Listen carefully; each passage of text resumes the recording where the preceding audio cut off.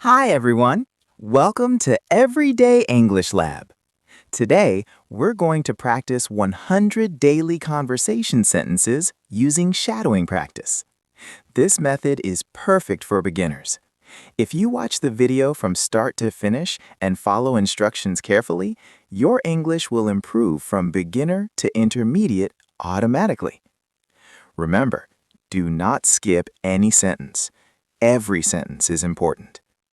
Each sentence will be said twice so you can listen and repeat easily. What is your name, please? What is your name, please? My name is John. Nice to meet you.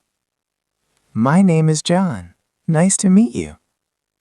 Where are you from? Where are you from? I am from New York City. I am from New York City. Come back means to return home. Roommates means people who share the same house or apartment. Plenty of means a large amount. I have one brother and one sister.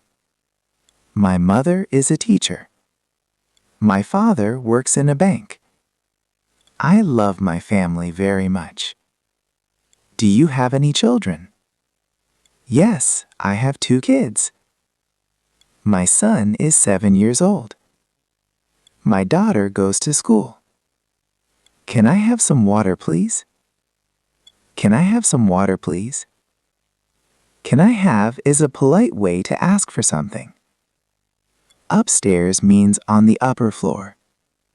You go up the stairs to reach upstairs. Nearest means closest to you or the shortest distance from your location. I have one brother and one sister. My mother is a teacher. My father works in a bank. I love my family very much. Do you have any children?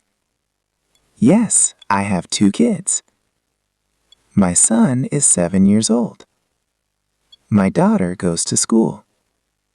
Can I have some water, please? Can I have some water, please? Can I have is a polite way to ask for something.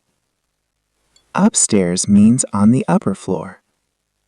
You go up the stairs to reach upstairs. Nearest means closest to you or the shortest distance from your location. Congratulations! You have completed all 100 sentences successfully. I am very proud of you for finishing this video without skipping anything.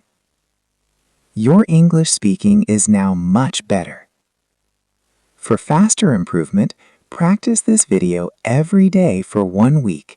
You will see amazing results very soon. If this video helped you, give it a thumbs up, subscribe to Everyday English Lab, and write in the comments which sentence was most difficult for you. Keep practicing every day and never give up. See you in the next video.